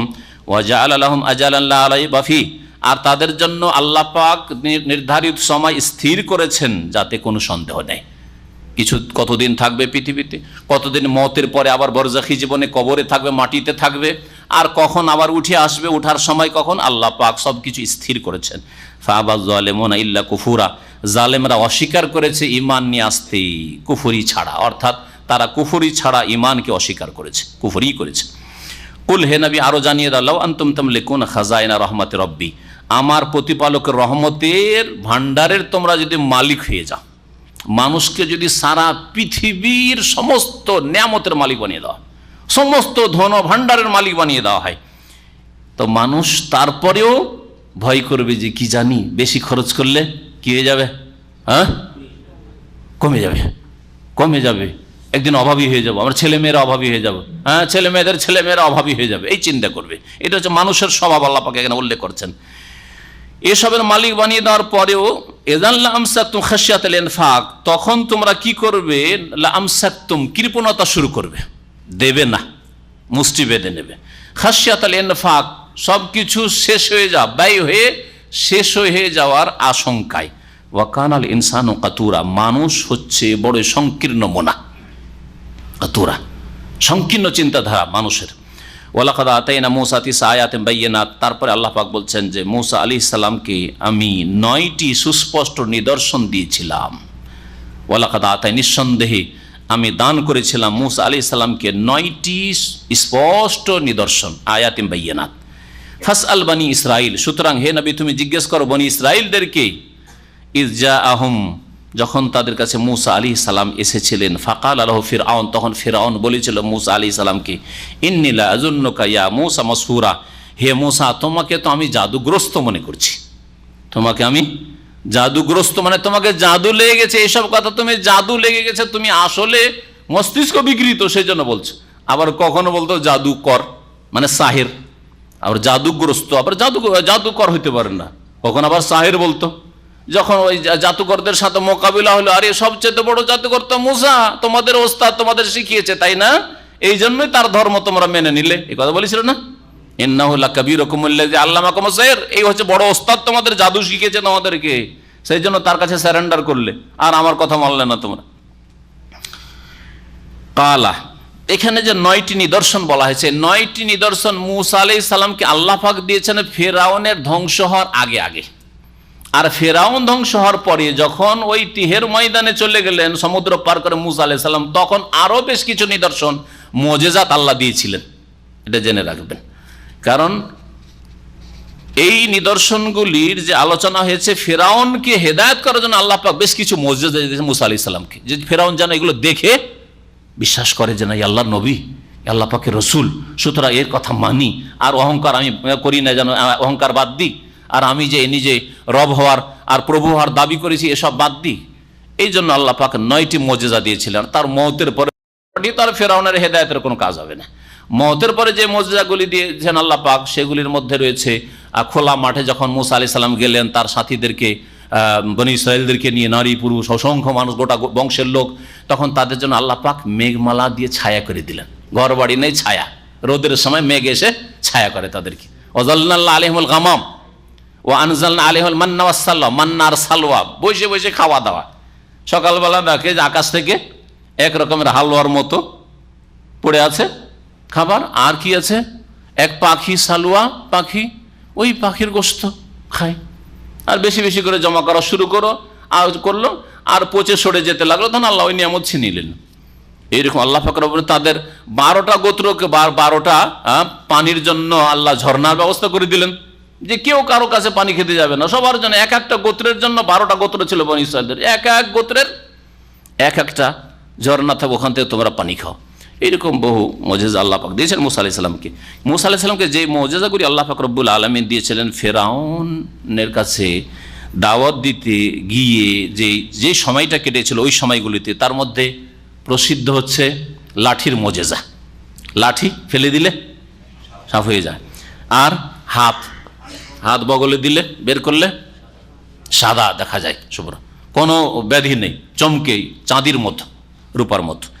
আর অশ্বিনী দুর্ভিক্ষ, মিশরে দুর্ভিক্ষ পড়ল, আর ছিল তুফান, ওকুন ছিল, আর কি ছিল, পঙ্গপাল, জারাদ, পঙ্গপাল ছিল, পঙ্গপাল সব কিছু খেয়ে ফেলেছিল। ব্যাঙ, খাবার দাবার তৈরি করে রাখতো, পুরো রান্নার তরকারি সব ব্যাঙ হয়ে গেছে, গোস্ত যা কিছু রান্না করা আছে সব ব্যাঙ হয়ে গেছে। হ্যাঁ, আর একদম রক্ত রাখা রেখেছে, রক্ত হয়ে যেত। এইগুলি আল্লাহ পাক দিয়েছিলেন, এই 8টি। আর 9 নম্বরে কি ছিল, কেউ কেউ বলেছে যে সমুদ্র, সমুদ্রের রাস্তা, এটা চোখে দেখেছে, সমুদ্রে আবার কি করে রাস্তা হইতে পারে। কিন্তু ফেরাউন তারপরে হেদায়েত হল না, মুসা পার হয়ে চলে গেল, ও মনে করছে আমিও পার হয়ে চলে যাব। কেউ কি এটা বলেছে, কেউ কেউ বলেছে যে এছাড়াও আরও বেশ কিছু দেওয়া হয়েছিল। এই আপনার সমুদ্রের কথা না উল্লেখ করে তারা উল্লেখ করেছে যে, কেউ উল্লেখ করেছে যে ফলের ফলন কম, দুর্ভিক্ষর সাথে সাথে ফল হয় কিন্তু গাছে ফুল হয়, ফলন হয় না, এসবও হয়তো এসব দিয়ে আল্লাহ পাক রব্বুল তাদেরকে পরীক্ষা করেছেন, এসব আযাব দিয়েছেন। এগুলি ছিল নিদর্শন, কিন্তু তাতেও তারা হেদায়েত হয়নি। কেউ কেউ বলেছেন যে পাথর, অর্থাৎ রান্না করে রাখতো, মাঝে মাঝে খাবার পাথর হয়ে গেছে, সব পাথর হয়ে গেছে, এই সবগুলি উল্লেখ করা হয়েছে। সূরা আরাফ আয়াত নম্বর 133-এ আল্লাহ পাক রব্বুল আলামিন উল্লেখ করেছেন মুসা আলাইহিস সালামের এই 9টি মুজিজার 5টি সেখানে উল্লেখ করা হয়েছে। আর বাকি দুটো হচ্ছে লাঠি আর হাতের যে হাত চমকা, 7টি হয়ে গেল। আর দুটো এই বিভিন্ন এই মুজিজাগুলি যেগুলি অন্য অন্য আয়াতে উল্লেখ করা হয়েছে। আল্লাহ পাক রব্বুল আলামিন ইরশাদ করছেন যে ফিরআউন মুসা আলাইহিস সালামকে জাদুগ্রস্ত বলল। তখন মুসা আলাইহিস সালাম বললেন, লাকাদ আলিমতা মা আনজালা হাওলা ইল্লা রাব্বুস সামাওয়াতি ওয়াল আরদি বাসাইর। হে ফিরআউন, তুমি ভালো করে জানো যে মা আনজালা হাওলা ইল্লা রাব্বুস সামাওয়াতি ওয়াল আরদি, এগুলিকে আসমান জমিনের রব ছাড়া আর কেউ নাজিল করেননি। বাসাইর, এগুলি হচ্ছে চাক্ষুষ প্রমাণ, চাক্ষুষ প্রমাণ তোমার জন্য, চোখের সামনে যে মুজিজাগুলি তোমাকে দেখাচ্ছি এগুলি আল্লাহ পাক নাজিল করেছেন। ওয়া ইন্নী লা আযুন্নুকা, আমি ধারণা করি হে ফিরআউন তোমাকে, ইয়া ফিরআউন, হে ফিরআউন, মাসবুরা, যে তুমি ধ্বংস হতে যাচ্ছ। তুমি যদি এই মুজিজাগুলি দেখার পরে ঈমান না নিয়ে আসো তাহলে ধ্বংস হতে যাচ্ছ। ফাআরাদা ইয়াস্তাফিজ্জাহু মিনাল আরদ, এই ফিরআউন কিন্তু চাইল এই মিশর থেকে মুসা আলাইহিস সালামকে এবং মুসার দলবলকে, বনি ইসরাইলদেরকে উৎখাত করতে, ইয়াস্তাফিজ্জাহুম মানে উৎখাত করতে চাইল। ফাআগরাকনাহু ওয়া মা'হু জামিয়া, তখন আমি তাকেও ডুবিয়ে দিয়ে ধ্বংস করলাম, আর তার সাথে যারা ছিল তাদের সকলকে ধ্বংস করে দিলাম ডুবিয়ে। ওয়া কুলনা মিন বাদিহি লিবনি ইসরাইল, তারপরে আমি বনি ইসরাইলদেরকে বললাম, আল্লাহ পাক যখন বনি ইসরাইলদেরকে সমুদ্র থেকে নাজাত দিলেন, আল্লাহ পাক বলছেন তাদেরকে আমি বললাম উসকুনুল আরদ, তোমরা এখন এই দেশে বসবাস করো। কোন দেশে? মিশরে কিন্তু ফিরে যাননি, বনি ইসরাইলদেরকে নিয়ে মুসা আলাইহিস সালাম মিশরে আর ফিরে যাননি। যারা বলে যে গদি দখল করা ইসলামের উদ্দেশ্য, তাদের জন্য এখানে একটা শিক্ষণীয় বিষয় রয়েছে যে নবী এত বেটার চান্স পেলেন যে মিশরের গদি খালি, তারপরে মুসা আলাইহিস সালাম সমুদ্র থেকে আরেকবার পাড়ি দিয়ে মিশরে কেন ফিরে গেলেন না? তাহলে বোঝা গেল যে ইসলাম শুধু স্টেট কায়েম করার নাম নয়, ইসলাম মানে ক্ষমতায় যেতে হবে, আর ক্ষমতার বলে সব ঠিক করে নেব, শিরক বিদআত উৎখাত করে দেবো, আর বেশ্যাখানা উৎখাত করে দেবো, আর মদের লাইসেন্স ক্যান্সেল করে দেবো, আর এই করে দেবো, সেই করে দেবো, আর সবকে পাক্কা মুসলিম বানিয়ে দেবো, শুধু গদিটা আমাদেরকে দিয়ে দেন। তাহলে এই থিওরিটা ইসলামিক থিওরি নয়, এটা অপব্যাখ্যা ইসলামের, ভালো করে শুনে রাখেন। না হলে মুসা আলাইহিস সালাম অবশ্যই ফিরে যেতেন এখানে। আল্লাহ পাক বলছেন যে উসকুনুল আরদা, হে মুসা এবং মুসার অনুসারী বনি ইসরাইলরা, তোমরা এই পৃথিবীতে বসবাস করো। কোথায় তাদেরকে যেতে বলা হয়েছিল? বাইতুল মুকাদ্দাস। আল্লাহ মিশরে না পাঠিয়ে বলছেন বাইতুল মুকাদ্দাস যাও। ওই ময়দান থেকে তারপরে বাইতুল মুকাদ্দাসে প্রবেশের নির্দেশ দিয়েছিলেন, কারণ বাইতুল মুকাদ্দাসই ছিল আসল ভূমি, ফিলিস্তিন প্যালেস্টাইনই ছিল আসল ভূমি বনি ইসরাইলদের। ফাইজা জা ওয়াদুল আখিরা, যখন পরকালের প্রতিশ্রুতি আসবে, অর্থাৎ তোমাদেরকে যখন কিয়ামতের দিনে উঠাবো হাসরে, যে এনা বেকুম লাফিফা, তোমাদেরকে একত্রিত করে দলে দলে নিয়ে আসবো। যে এনা বেকুম, আল্লাহ পাক তোমাদেরকে দলে দলে হাজির করবেন। অবিল হাক্কে আনজাল না অবিল হাক্কে নাজাল, আল্লাহ পাক বলছেন যে সত্যের সাথে আমি কোরআনকে নাজিল করেছি। অবিল হাক্কে নাজাল, আর সত্যের সাথে হকের সাথে নাজিল হয়েছে। আল কোরআন হচ্ছে সত্য। ওমা আরসালনাকা ইল্লা মুবাশশিরা ওয়া নাযীরা, হে নবী তোমাকে সুসংবাদ দাতা করে একমাত্র প্রেরণ করেছি, আর তোমাকে সতর্ককারী করে প্রেরণ করেছি। নবী মুহাম্মদ সাল্লাল্লাহু আলাইহি ওয়াসাল্লাম যে কোরআন নিয়ে এসেছেন সেটা হচ্ছে সত্য। যদিও কাফের মুশরিকেরা যতই প্রোপাগান্ডা করুক না কেন, যতই হইচই করুক না কেন যে এই কোরআন হচ্ছে গণকের কথা, কোরআন হচ্ছে মোহাম্মদের রচিত, কোরআন হচ্ছে কবিতা, কেউ শিখিয়ে দিচ্ছে মোহাম্মদকে, ইত্যাদি ইত্যাদি, যাই বলুক না কেন। কিন্তু মনে রেখো যে কোরআন সত্যের সাথে আমি নাজেল করেছি এবং সত্যের সাথেই কোরআন অবতীর্ণ হয়েছে। আল্লাহ পাক রব্বুল আলামিন বলছেন তারপরে কোরআনান ফারাকনাহু, আর এই কোরআনে কারীমকে আমি বিভক্ত করেছি। ফারাকনাহু সূরায় আর আয়াতে। কোরআন সবগুলিকে এক ধার থেকে একসাথে বয়ান করে দেননি, বিভিন্ন সূরায় আল্লাহ ভাগ করেছে, ফারাকনাহু সূরার ভাগ। আবার কোরআনে কারীমকে একটি সূরাকে বেশ কিছু আয়াতে ভাগ করেছেন। হ্যাঁ, এক একটা আয়াত শেষ হচ্ছে, থামেন, আবার আর একটা আয়াত পড়েন। ফারাকনাহু আমি বিভক্ত করেছি, লিতাকরাহু আলান নাসি আলা মুকস। আর তারপরে এই বিভক্ত করা আর একটা তাফসীর হচ্ছে কোরআনে কারীমকে আল্লাহ পাক রব্বুল আলামিন আসমান থেকে নাযিল করেছেন, লৌহে মাহফুজ থেকে প্রথম আসমান থেকে বাইতুল ইজ্জা, সেখান থেকে আল্লাহ পাক রব্বুল 23 বছরে নাযিল করেছেন জিবরাইল আলাইহিস সালামের মাধ্যমে মুহাম্মদ রাসূলুল্লাহ সাল্লাল্লাহু আলাইহি ওয়াসাল্লাম পর্যন্ত। নাযিল হওয়ার দিক থেকে আল্লাহ পাক ভাগ করেছেন, যখন যেরকম প্রয়োজন হয়েছে তখন আল্লাহ পাক নাযিল করেছেন। আল্লাহ পাক বলছেন যে আমি এইভাবে কেন নাযিল করেছি, লিতাকরাহু আলান নাসি আলা মুকস, যাতে করে থেমে থেমে তুমি মানুষকে পড়ে শোনাও। একসাথে গোটা কোরআন নাযিল হইলে ওই সুবিধাটা হইতো না। যখন যখন প্রয়োজন, যখন যখন যেই রকম অবস্থা থাকে, সিচুয়েশন থাকে, তখন সেই রকমই আল্লাহ পাক আয়াতগুলি নাযিল করে। ওয়ানাজ্জালনাহু তানজিলা, আর আমি ধীরে ধীরে নাযিল করেছি। নাজ্জালা মানে ধীরে ধীরে, 23 বছর আমি নাযিল করেছি। কুল আমিনু বিহি আও লা তুমিনু, হে নবী এদেরকে বলে দাও, আরব মুশরিকদেরকে, তোমরা বিশ্বাস করো আর নাই করো, তোমরা ঈমান আনো আর ঈমান না আনো, তোমাদের ইচ্ছে। ইন্নাল্লাযীনা উতুল ইলমা মিন ক্বাবলিহি, তবে এর পূর্বে যাদেরকে কিতাব সম্পর্কে জ্ঞান দেওয়া হয়েছে, অর্থাৎ আহলি কিতাব যাদের কাছে তাওরাতের জ্ঞান ছিল, যাদের কাছে ইনজিলের জ্ঞান ছিল, এদের যারা জ্ঞানী মানুষ, এযা ইউতলা আলাইহিম, তাদের সামনে যখন কোরআনের আয়াত তেলাওয়াত করা হয়, পাঠ করে শোনানো হয়, ইয়াখিরুনা লিল আযকানি সুজ্জাদা, তারা অধোমুখী হয়ে সিজদায় লুটিয়ে পড়ে। ইয়াখিরুনা খাররা, ইয়াখিরু মানে পড়ে যাওয়া, হ্যাঁ পড়ে যাওয়া, মুখের ভরে পড়ে যাওয়া। আর আযকান জিকিন বলা হয় এটাকে, জিকিন বলা হয় কোনটাকে, এটা কি বলেন, এটাকে তুতনি, হ্যাঁ কি বলেন, হ্যাঁ। তো এই জিকিন বলে আরবরা, যারা এই জিকিন পার্টি, মানে গোটা মুখে দাড়ি না রেখে কাটতে কাটতে কাটতে কাটতে এইখানে রাখে, ওরা ওইটাকে আর লাহিয়া বলছেন, এটা কি বলে, জিকিন। হ্যাঁ, যদি কারো এইখানে থাকে দাড়ি, এইখানে আছে, বলে আবু জিকিন। কি বলে এরা, আবু জিকিন মানে জিকিনওয়ালা। আপনার দুটো মেয়ে থাকে আবু বিনতাইন, একটা মেয়ে থাকে আবু বিন্ত। হ্যাঁ, যেহেতু রাখে এইখানে, আর এটাকে জিকিন বলা হয় আরবি, তো আবু জিকিন, কথা ঠিকই। দাড়ি নয়, দাড়ি হলে পুরো মুখে রাখতে হবে। এইরকম আমাদের দেশের মানুষেরা গালের ওপর থেকে কাটতে কাটতে কাটতে চিকন করে, আমাদের দেশের মোল্লারা বিশেষ করে, মৌলবি এক শেরির কাটতে কাটতে চিকন করে একেবারে এইখানে রাখে, এটা দাড়ি হলো না, আর দাড়ি পুরো মুখের ওপরে, সুতরাং এগুলোও রাখতে হবে, এগুলো কি বলছিলাম, আল্লাহ পাক বলছেন যে ওই জিকিনের ভরে, মানে ওই জন্য বললাম অধোমুখী হয়ে। তো থুতনির ভরেতে কেউ পড়ে না সেজদায় যখন যায়, কিন্তু সেজদায় যখন যায় তখন মুখটা মাটির দিকে যায়, নিচের দিকে যায়, সেই জন্য আল্লাহ পাক রব্বুল এই ভাষাটা এখানে প্রয়োগ করেছেন। যারা আহলি কিতাব আলেম, ইশারা ইঙ্গিত করা হয়েছে এই আয়াতে আব্দুল্লাহ বিন সালাম, যে তাওরাতের বড় আলেম ছিলেন, তার দিকে ইশারা করা হয়েছে, ইঙ্গিত করা হয়েছে এই আয়াতে সালমান ফারসি রাদিয়াল্লাহু আনহুর দিকে ইসলাম গ্রহণ করেছে। সালমান ফারসি অনেক বয়স পেয়েছিলেন এবং প্রথম তো অগ্নিপূজকের ছেলে, বড় রাজার ছেলে, আর তারপরে সেখান থেকে চলে এসে খ্রিস্টান ধর্ম গ্রহণ করেন, আর তারপরে ইনজিল পড়েন, বাইবেল পড়েন, পড়ার পরে কিছু জ্ঞান ছিল মুহাম্মদ সাল্লাল্লাহু আলাইহি ওয়াসাল্লাম সম্পর্কে, আবার খুঁজতে খুঁজতে কিভাবে যে আল্লাহ পাক মদিনা পৌঁছে দিলেন, তার বড় লম্বা খুব সুন্দর ঘটনা তার ইসলাম কবুলের রয়েছে। তো এদের দিকে ইঙ্গিত করা হয়েছে যে এদের সামনে যখন কোরআনে কারীম আয়াত তেলাওয়াত করা হয়, মক্কার মুশরিকদেরকে বলা হয়েছে তোমরা তো কোরআনের কথা মানতে রাজি না, কিন্তু দেখো আব্দুল্লাহ বিন সালাম রাদিয়াল্লাহু আনহু ইহুদিদের আলেম, সালমান ফারসি পার্সিয়ান, তিনি ইনজিলের আর আগের ধর্মের আলেম, তাদের দেখো যখন কোরআনের কথা তারা শোনে তখন তারা কি করে, ইয়াখিরুনা লিল আযকানি সুজ্জাদা, তারা অধোমুখী হয়ে সেজদায় লুটিয়ে পড়ে। ওয়া ইয়াকুলুন, এবং তারা বলে সুবহানা রাব্বিনা, আমাদের প্রতিপালকের তাসবিহ পাঠ করছি, পবিত্রতা ঘোষণা করছি।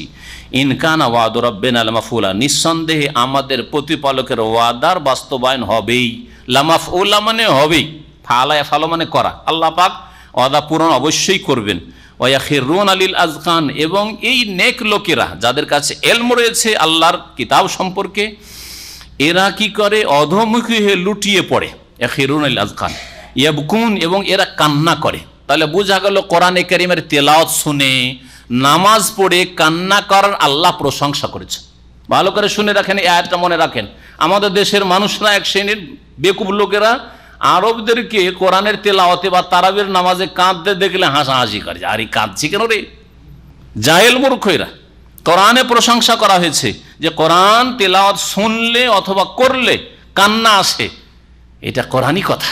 আল্লাহ প্রশংসা করতে গিয়ে এদের কথা বলেছেন। এরা অধমুখী লুটিয়ে পড়ে, ইয়াবকুন, আর এরা কান্না করে কোরআন তেলাওয়াত শুনলে, ওয়ায়াজিদুহুম খুশুয়া, আর এদের বিনয় আরো বৃদ্ধি পেয়ে যায়। কোরআনের তেলাওয়াত এদের বিনয়কে আরো বৃদ্ধি করে। এখানে সেজদা রয়েছে, আর দুটি আয়াতের তাফসীর বাকি আছে, শেষ করে দিয়ে আপনারা সেজদা করে নেবেন। আর সেজদার জন্য ওযু শর্ত নাই, সেজদা তেলাওয়াতের জন্য ওযু শর্ত নাই। তারপর আল্লাহ পাক বলছেন, কুল ইউদুল্লাহ, হে নবী তুমি মানুষকে বলে দাও, উদুল্লাহ, আল্লাহ বলেই ডাকো আল্লাহকে, আবিদুর রহমান, অথবা রহমান করুণাময় দয়াময় বলেই ডাকো, আইয়াম্মাতাদু, যা বলেই ডাকো না কেন, ফালাহুল আসমাউল হুসনা, তার সুন্দর সুন্দর নাম রয়েছে, যেই নাম দিয়ে ডাকো, গফফার বলে ডাকো, গফুর বলে ডাকো, রহিম বলে ডাকো, হ্যাঁ, আর যা বলে ডাকো না কেন, যেসব নাম আল্লাহ পাকের রয়েছে প্রমাণিত, যেই নাম দিয়ে ডাকো না কেন সেই এক আল্লাহকেই ডাকা হলো। আরো মুশরিকেরা রহমান নামটি মানত না, অস্বীকার করত, সেই জন্য তাদের খণ্ডনে আয়াত নাযিল হয়েছে। 2 নম্বর যেটা খণ্ডন করা হয়েছে, যে তারা মিথ্যা অপবাদ দিত, বলছে দেখো দেখো মোহাম্মদ কি করে, মোহাম্মদ আমাদের বলে যে এক আল্লাহ ছাড়া এইসব দেবদেবীর পূজা করবে না, আর মোহাম্মদকে দেখি কখনো ইয়া আল্লাহ বলে ডাকে, কখনো ইয়া রহমান, তো সেই তো 2-3কে ডাকে। এই মূর্খরা বুঝতো না, আর বুঝলেও কি করতো? অপব্যাখ্যা করো অনেক। এটা হচ্ছে বিদাতীদের লক্ষণ, এটা গুমরা কাফের মুশরিকদের লক্ষণ, যে বুঝছেন আপনি আমার উদ্দেশ্যটা, তারপর আমার কথার অপব্যাখ্যা করছেন। আপনি আমি কি বলতে চাইছি তারপর আমার কথার অপব্যাখ্যা করছেন। তো রাসূলুল্লাহ সাল্লাল্লাহু আলাইহি ওয়াসাল্লাম ইয়া আল্লাহ, ইয়া রহমান, ইয়া রাহিম বলে আল্লাহকে যখন ডাকতেন, ইয়া আল্লাহ তুমি রহম করো, ইয়া রহমান তুমি দয়া করো ইত্যাদি যখন দোয়া করতেন, তখন দেখো দেখো আমাদের বলে যে 2 এলাকে ডাকেও না, আর এই কয়েক এলাকে ডাকে, এই কয়েক এলাকে ডাকে। আল্লাহ বলছে দেখো আল্লাহকে যে নাম দিয়ে ডাকো না কেন, আল্লাহ বলে ডাকো, আর রহমান বলেই ডাকো, আর কাদের বলে ডাকো, কাদির বলেই ডাকো, অলমাইটি বলেই ডাকো, আইয়াম্মাতাদু, যা বলেই ডাকো না কেন, ফালাহুল আসমাউল হোসনা, তার সুন্দর সুন্দর নাম রয়েছে। ওয়ালা তাজহার বিসলাতিকা, হে নবী তুমি নামাজ উচ্চ স্বরে নামাজে তেলাওয়াত করিও না, উচ্চ স্বরে নামাজে তেলাওয়াত করিও না। ওয়ালা তুখাফিত বিহা, আর আস্তে আস্তেও খুব পড়িও না। নবী করিম সাল্লাল্লাহু আলাইহি ওয়াসাল্লাম মক্কায়, যেহেতু মক্কায় এই আয়াতগুলি নাযিল হয়েছে, যখন কোরআন পড়তেন জোরে পড়লে, জোরে যখন তেলাওয়াত করতেন বা সাহাবীরা তেলাওয়াত করতেন, তখন আরব মুশরিকেরা গাল দিত। মুহাম্মদ সাল্লাল্লাহু আলাইহি ওয়াসাল্লামকে তো গাল দিতই, জিবরাইলকেও গাল দিত, আল্লাহকেও গাল দিত, জাহেল মূর্খ আল্লাহকেও গাল দিত। আর আস্তে যদি পড়া হয়তো নিজের অন্তরের ওপর ওর একটা প্রভাব, যে ভালো প্রভাব পড়া উচিত, প্রতিক্রিয়া হবে, সেটা হবে না। মনে মনে যদি পড়েন একেবারে, সে না, আল্লাহ বলে যে মাঝামাঝি পড়ো, এমন পড়ো নিজেকে শুনিয়ে পড়ো, নিজের পাশে যদি 1-2জন থাকে তারা শুনতে পাক, এইভাবে পড়ো। আর জোরে যদি একটু উচ্চস্বরে বেশি পড়ো, তাহলে কাফের মুশরিকরা শুনবে, আল্লাহকে গাল দেবে, রসুলকে গাল দেবে, জিবরাইলকে গাল দেবে। আল্লাহ পাক তাই নির্দেশ দিচ্ছেন, ওয়ালা তাজহার বিসলাতিকা, তোমার নামাজ উচ্চ স্বরে পড়িও, মানে নামাজের তেলাওয়াত, কোরআনের তেলাওয়াত। এখানে সলাত বলা হয়েছে তেলাওয়াতকে, তাহলে বোঝা গেল কোরআনে কারীমকে কি বলা হয়েছে? সলাত। বোঝা গেল যে কোরআনে কারীমের তেলাওয়াত ছাড়া সলাত হয় না, নামাজ হয় না। আর সর্বনিম্ন হচ্ছে সূরা ফাতিহা, সূরা ফাতিহার তেলাওয়াত ছাড়া নামাজ হয় না। এই আয়াত দলিল যে সলাত বলে কেরাত বলা হয়েছে, আর সর্বনিম্ন কেরাত হচ্ছে সূরা ফাতিহা, সূরা ফাতিহা না পড়লে নামাজ হয় না। যেমন নবী করিম সাল্লাল্লাহু আলাইহি ওয়াসাল্লামের হাদিস এই আয়াতের ব্যাখ্যা করে, লা সালাতা লিমান লাম ইয়াকরা বিফাতিহাতিল কিতাব, যে সূরা ফাতিহা পড়ে না তার সালাত হয় না। ওয়ালা তুখাফিত বিহা, আর নামাজে তেলাওয়াত খুব আস্তেও করে দিও না, মনে মনে করে দিও না, গোপনও রাখিও না। ওয়াবতাগি বাইনা যালিকা সাবিল, এর মাঝামাঝি তুমি পথ অবলম্বন করো। নবীকে আল্লাহ পাক নির্দেশ দিলেন মধ্যম পন্থায় তেলাওয়াত কর, নিজেকে শুনিয়ে, আশেপাশে 1-2জন আছে তারা শুনতে পাচ্ছে, দূরের লোক যেন না শুনে, কাফের মুশরিকরা না শুনতে পায়। ওয়া কুলিল হামদুলিল্লাহ, এবং আল্লাহ পাকের শুকরিয়া জ্ঞাপন করো, প্রশংসা করো। আলহামদুলিল্লাহ, সমস্ত প্রশংসা আল্লাহ পাকের। আল্লাযী লাম ইয়াত্তাখিয ওয়ালাদা, যার কোনো সন্তান তিনি গ্রহণ করেননি, যার কোনো সন্তান নেই। লাম ইয়াত্তাখিয ওয়ালাদান, তিনি কোনো সন্তান সন্ততি গ্রহণ করেননি, ছেলে মেয়ে গ্রহণ করেন নাই, তার কোনো ছেলেও নেই মেয়েও নেই। আরব মুশরিকদের খণ্ডন করা হয়েছে, ফেরেশতাদেরকে আল্লাহর মেয়ে বলতো, তারা আল্লাহর কন্যা বলতো। আর ইহুদি নাসারাদের খণ্ডন করা হয়েছে, যে ইহুদিরা বলতো যে ওজাইর আল্লাহর পুত্র, খ্রিস্টানরা কি বলতো আর বলে এখন, হ্যাঁ, ঈসা আল্লাহর পুত্র, তাদের খণ্ডন করা হয়। সমস্ত বাতিল পন্থীদের খণ্ডন এতে রয়েছে। লাম ইয়াত্তাখিয ওয়ালাদ, আল্লাহর কোনো সন্তান সন্ততি নেই। ওয়ালাম ইয়াকুল্লাহু শারীকুন ফিল মুলক, আল্লাহ পাকের রাজত্বে ক্ষমতায় কোনো শরীক অংশীদারও নেই। আল্লাহ পাকের কাজ, আল্লাহ পাকের রাজত্ব হচ্ছে আল্লাহ পাক ছেলে মেয়ে দেন, আল্লাহ রোগের আরোগ্য করেন, আল্লাহ বালা মুসিবত দূর করেন, আল্লাহ দান করেন। আল্লাহ পাকের ক্ষমতা, আল্লাহর কাজে কোনো শরীক নাই। এতে সমস্ত মুশরিকদের খণ্ডন করা হয়েছে, সমস্ত মুশরিকদের খণ্ডন করা হয়েছে। যারা ছেলে মেয়ের প্রয়োজন হলে দরগাহে চলে যায়, কেউ দুর্গাতে যায়, কেউ দরগার কাছে যায়, হ্যাঁ, কেউ বাবাকে ডাকে, কেউ মাকে ডাকে। শুনেছেন না শোনেন নাই? মুশরিকেরা দুই রকম, কেউ মাকে ডাকে, কেউ বাপকে ডাকে। হিন্দুরা সব মাকে ডাকে, মা কালী, মা দুর্গা, মা লক্ষ্মী, মা সরস্বতী, তাই না? সব মাকে ডাকে। গোমাতা, গাভীর পূজা করে গোমাতা, হ্যাঁ, তাদের গোমাতা নাকি মুসলমানরা জবাই করে দিচ্ছে, ওদের মাকে জবাই করে দিচ্ছে। আমরা না হয় জবাই করলাম, আর চামড়াটার জুতো কি বানাচ্ছে? আরে তোমরাই তো জুতা বানাচ্ছ, চামার তো তোমাদের মধ্যে, চামার তো মুসলমানদের মধ্যে খুঁজে পাওয়া যায় না, তাই না? হ্যাঁ, তো তোমরা কেমন এই কাজ করছো যে মায়ের চামড়া দিয়ে জুতা পরছো আর জুতা বানাচ্ছ, আবার আর জুতা বানিয়ে আমাদেরকে দিচ্ছ, তোমরাও পরছো, এটা কেন করছো? এরা মায়ের পূজা করে। আর মুসলিমদের মধ্যে কবর পূজারী মুশরিকরা, এরা কি করে? বাবার পূজা করে। খাজা বাবা, শাহজালাল বাবা, আটরসি বাবা, মাইজ ভান্ডারি বাবা, অমক বাবা, তমক বাবা, সব বাবার দল, বাবার দল। কত বাবা যে পাকিস্তানে আসার, কত বাবা যে ভারতে আছে, আল্লাহ পাক জানে, বলতে পারবো না। হ্যাঁ, বাবার অভাব না। তো মায়ের পূজা নয়, বাবার পূজা। আর এবাদত বন্দেগী আল্লাহর করতে বলা হয়েছে, বাবারও করতে বলা হয়, মায়েরও করতে বলা হয়নি। বুঝলেন কথা? হ্যাঁ হ্যাঁ, আল্লাহ পাক যেন হেদায়েত দান করে। আল্লাহর কোনো শরিক নেই, আল্লাহর কাজে, মুলকে, সার্বভৌমত্বে কোনো শরিক নেই। আরব মুশরিকরা বলতো লব্বাইক আল্লাহুম্মা লব্বাইক, লব্বাইক লা শারীকা লাকা লব্বাইক, এতদূর তো আমাদের সাথে একমত। তারপরে কি বলতো? ইল্লা শারীকান তামলিকুহু ওয়া মা মালাক, তবে একটা শরিক আছে। আরব মুশরিক বলতো কি, যে শরিক আছে, এ দেবদেবী শরিক আছে, আমাদের লাত উজ্জা মানাত শরিক আছে, কিন্তু তামলিকুহু ওয়া মা মালাক, ওদেরও তুমি মালিক, আর ওরা যেসব ডিপার্টমেন্ট মালিক তারও তুমি আল্লাহ মালিক, মানে বড় আল্লাহ, ওপরওয়ালা, এইসবেরও মালিক। এটাই তো কবর মাজার পূজারীরা বলছে, হ্যাঁ, যে খাজা বাবা আর আমরা আব্দুল কাদের জিলানী, এদের মালিক আল্লাহ, আর এরাকে যে মালিকান আল্লাহ দিয়েছেন, ভাগ বন্টন করে দিয়ে দিয়েছেন, সবকিছুর মালিক আল্লাহ, কিন্তু এদেরকে ভাগ বন্টন করে দিয়ে দিয়েছেন দেওয়ার। আল্লাহ পাক বলছেন ওয়ালাম ইয়াকুল্লাহু ওয়ালিয়্যুম মিনাজ যুল, আর দুর্দশাগ্রস্ত অবস্থায় আল্লাহ পাকের কোনো অভিভাবক নেই, অর্থাৎ আল্লাহ পাকের কোনো দুর্দশাও হয় না। আর দুর্দশা যখন হয় না, কোন দুর্দশায় মানুষ যখন পড়ে, তখন কি হয়? দুর্দশাগ্রস্ত হলে কোন অভিভাবক লাগে, পৃষ্ঠপোষক লাগে, সাহায্যকারী লাগে, তাও আল্লাহর প্রয়োজন হয় না। ওয়াকাব্বিরহু তাকবীরা, আল্লাহ পাকের মহত্ব বর্ণনা করো, আল্লাহ পাকের বড়ত্ব ঘোষণা করো। এই দিয়ে সূরা ইসরা তাফসীর শেষ হলো।